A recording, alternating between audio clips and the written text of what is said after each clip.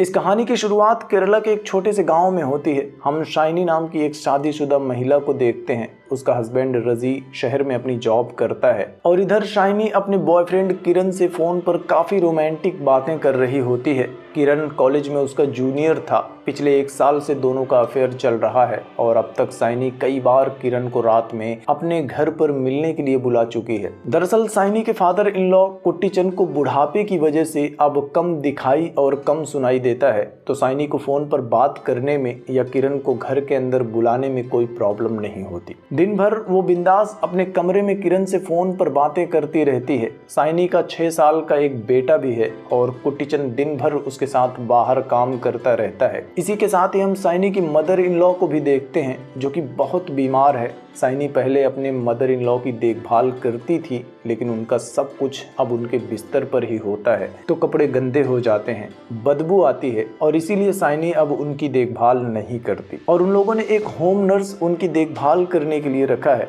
और कुट्टी चंद भी उस होम नर्स की हेल्प करता है। कोविड का टाइम चल रहा है, लॉकडाउन की वजह से कोई कहीं भी आ जा नहीं सकता था, तो कुट्टी चंद अक्सर अपनी बीवी के पास बैठकर उससे बातें करता रहता है। खैर, लॉकडाउन एक दिन के लिए खुलता है तो शाम को होम नर्स शाइनी के पास आती है और उससे कहती है कि आप मेरा हिसाब कर दीजिए क्योंकि कल से मैं काम पर नहीं आऊंगी। लॉकडाउन खुला है तो मैं अब अपने घर जा रही हूँ। शाइनी उससे कहती है कि कम से कम जब तक नई नर्स नहीं मिल जाती तब तक के लिए रुक जाओ, लेकिन नर्स उसकी बात नहीं मानती और अपने पैसे लेकर चली जाती है। अगले दिन मजबूरी में शाइनी को भी अपनी सास का ख्याल रखना पड़ता है। उसके छोटे मोटे काम करने पड़ते हैं। वो अपनी सास के गंदे कपड़े ले जाकर वॉशरूम में रख देती है, कमरे की थोड़ी सी साफ सफाई भी कर देती है। बाकी कुट्टी चंद ही शाइनी की सास को साफ करता है, नए कपड़े पहनाता है। कुट्टी चंद ही उसके गंदे कपड़े भी धुलता है। लेकिन दूसरी तरफ शाइनी किचन में खाना बना रही होती है, लेकिन आज उसे अपने हाथों से स्मेल आती है। वो अपना बनाया हुआ खाना भी नहीं खा पाती, वो सिर्फ फ्रिज से ब्रेड निकाल कर खाती है। रात में शाइनी का हस्बैंड रेजी उसे कॉल करता है, तब शाइनी उससे बहुत नाराज होती है। वो रेजी से कहती है कि क्या तुम्हारी माँ का ख्याल रखने के लिए ही मैंने अपनी जॉब छोड़ी थी? मेरे हाथों से स्मेल आ रही है, मैं खाना नहीं खा पा रही हूँ। कुछ भी करो लेकिन एक नर्स का इंतजाम करो। 1-2 दिन ऐसे ही बीतते हैं और एक दिन फोन पर बात करते हुए शाइनी किरण से कहती है कि आज मैं अपने बेटे को अपने माँ बाप के पास उनके घर पर ड्रॉप कर दूंगी। वो अगले कुछ दिनों तक वहीं रहेगा। यह सुनकर किरण खुश हो जाता है क्योंकि अगर उस घर में ज्यादा लोग नहीं रहेंगे तो रात में दोनों का मिलना आसान हो जाता है। किरण शाइनी से कहता है कि इसका मतलब आज रात में हम दोनों मिल सकते हैं। शाइनी भी हाँ कर देती है और अपने बेटे को लेकर अपने मायके जाती है और उसे वहां छोड़कर वापस अपने घर आ जाती है। इसके बाद हम किरण के साथ उसके कुछ दोस्तों को भी देखते हैं। वो लोग आपस में शाइनी की ही बात कर रहे होते हैं और किरण का मजाक भी उड़ाते हैं क्योंकि उन्हें भी किरण और शाइनी के अफेयर के बारे में पता था। उनमें से एक कहता है कि शाइनी बहुत चालू औरत है, कई लड़कों के साथ इसके अफेयर हैं। मैं खुद कुछ महीने पहले अपने एक दोस्त को रोज रात में उसके घर पर ड्रॉप करने जाता था। मेरा दोस्त घर के पीछे आम के पेड़ पर चढ़कर ऊपर के रास्ते से घर के अंदर चला जाता था और 2-3 घंटे बाद बाहर आता था। किरण उनकी बातें सुनकर गुस्सा होने लगता है, लेकिन तभी उसका एक दोस्त उसे अपने साथ लेकर वहां से चला जाता है और कहता है कि तुम इन सब की बातों पर ध्यान मत दो। खैर, रात हो जाती है और शाइनी किरण को कॉल करके अपने घर बुलाती है, जिसके बाद किरण अपने उसी दोस्त के साथ शाइनी के घर के पास जाता है। किरण का दोस्त उसे शाइनी के घर के पास ड्रॉप कर देता है और किरण चुपचाप पिछले दरवाजे से शाइनी के घर में घुस जाता है। दोनों कई दिनों बाद मिल रहे थे और मिलते ही दोनों शुरू हो जाते हैं। कुछ टाइम तक दोनों के बीच रोमांस चलता है और काम खत्म होने के बाद दोनों बातें करने लगते हैं। किरण उससे कहता है कि आज पहले जितना मजा नहीं आया, तुम परेशान हो। तब शाइनी उसे अपनी सास के बारे में बताने लगती है और कहती है कि मुझे ही उसका सब कुछ करना पड़ रहा है और मैं उसकी स्मेल झेल नहीं पा रही हूँ, लेकिन अगर तुम मदद करो तो मैं इस मुश्किल से निकल सकती हूँ। किरण को कुछ भी समझ में नहीं आता। तब शाइनी उससे कहती है कि आज रात हम दोनों मिलकर मेरी सास को मार देते हैं। वो इतने दिनों से बेड पर है, किसी को शक भी नहीं होगा और उनके गम में कुछ ही दिनों के बाद मेरा ससुर भी मर जाएगा। उसके बाद हम दोनों को मिलने के लिए कोई डर नहीं होगा। यह सुनकर किरण भी शाइनी के इस खतरनाक प्लान में उसका साथ देने के लिए तैयार हो जाता है। वो दोनों शाइनी की सासू माँ के रूम में जाते हैं। शाइनी एक कपड़ा लेकर आती है और दोनों मिलकर उस कपड़े से बुढ़िया का गला घोंट कर उसे मार देते हैं और अपने रूम में वापस आ जाते हैं। सैनी वॉशरूम में जाती है, लेकिन अब सैनी को अपने किए पर पछतावा होता है। वो आईने में अपना चेहरा देखती है और रोने लगती है। खैर थोड़ी देर बाद वो वॉशरूम से बाहर कमरे में आती है, तब किरण भी डर रहा होता है। सैनी उससे कहती है कि घबराने की कोई ज़रूरत नहीं है, सुबह उठते ही उनके कमरे में जाकर मैं चिल्लाऊंगी, रोने लगूंगी, सब लोग इकट्ठा हो जाएंगे, लेकिन कोरोना का टाइम चल रहा है तो कोई नज़दीक से नहीं देखेगा। लेकिन किरण कहता है कि तुम्हें यकीन है कि वो मर गई है, हमें एक बार और चेक कर लेना चाहिए। इसके बाद दोनों फिर से उस कमरे में जाते हैं। सैनी उसकी सांसें चेक करके कंफर्म करती है कि उसकी सांस अब मर चुकी है। वो दोनों वापस अपने कमरे में आने लगते हैं। तभी सैनी देखती है कि जिस कपड़े से उन लोगों ने उसका गला दबाया था वो कपड़ा गायब है। वो दोनों इधर उधर कपड़ा ढूंढने लगते हैं। सैनी अपने कमरे में आकर चेक करती है, लेकिन उसे कुछ भी नहीं मिलता। जिसके बाद सैनी को लगता है कि शायद कुट्टचन ने यह किया होगा, शायद उसने हमें देख लिया होगा। इसके बाद सैनी कुट्टचन के कमरे में चेक करने के लिए जाती है और देखती है कि कुट्टचन चुपचाप सो रहा है और कपड़ा कहीं भी नहीं है। इसके बाद सैनी फिर से अपनी सास के कमरे में जाती है और इस बार उसे बेड के दूसरी तरफ वो कपड़ा मिल जाता है। कपड़ा देखकर सैनी सुकून की सांस लेती है और अपने कमरे में वापस आ जाती है और एक बार फिर दोनों रोमांस करना शुरू कर देते हैं और इस बार दोनों को बहुत मजा आता है।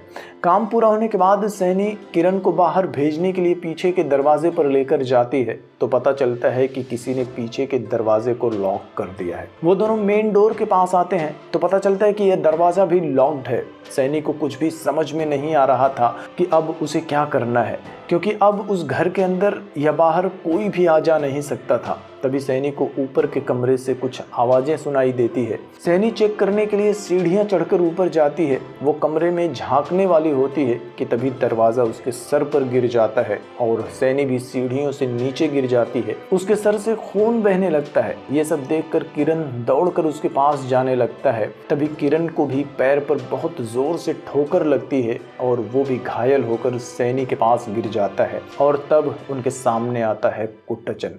उसे देखकर सैनी और किरण दोनों को समझ में आ जाता है कि यह सब करने वाला कोई और नहीं, कुट्टचन ही है। दरअसल जब सैनी और किरण मिलकर उसकी सास को मारकर अपने कमरे में चले गए थे, उसके बाद कुट्टचन भी जाग गया था। वो अपनी वाइफ के कमरे में चेक करने के लिए जाता है, तब उसे पता चलता है कि किसी ने उसकी वाइफ के गले में कपड़ा लपेट कर उसे मार दिया है। कुट्टचन को लगा था कि शायद कोई चोर होगा। वो सैनी को बताने के लिए उसके कमरे की तरफ जाता है, तब उसे सैनी और किरण की आवाज सुनाई देती है। उस टाइम सैनी किरण को सुबह मैं चिल्लाऊंगी ये वाला प्लान बता रही होती है। घर में सन्नाटा होने की वजह से कुट्टचन उनकी सारी बातें सुन लेता है। उसके बाद सैनी और किरण जब फिर से चेक करने गए थे कि उसकी सास मरी है या नहीं, तब पीछे से कुट्टचन सैनी के कमरे में जाता है और कमरे में कुट्टचन को कंडोम का एक पैकेट मिल जाता है, जिसे देखने के बाद कुट्टचन को सब कुछ अच्छे से समझ में आ जाता है कि इन सब के पीछे सैनी का ही प्लान है। वो अपने कमरे में चला जाता है। थोड़ी देर बाद जब सैनी उसके कमरे में चेक करने के लिए गई थी, तब कुट्टचन सिर्फ आंख बंद करके कमरे में लेटा था। इसके बाद कुट्टचन अपने बेटे रजी को कॉल करता है। उसे कुछ बताता नहीं, बस कहता है कि तुम अपना सब काम छोड़कर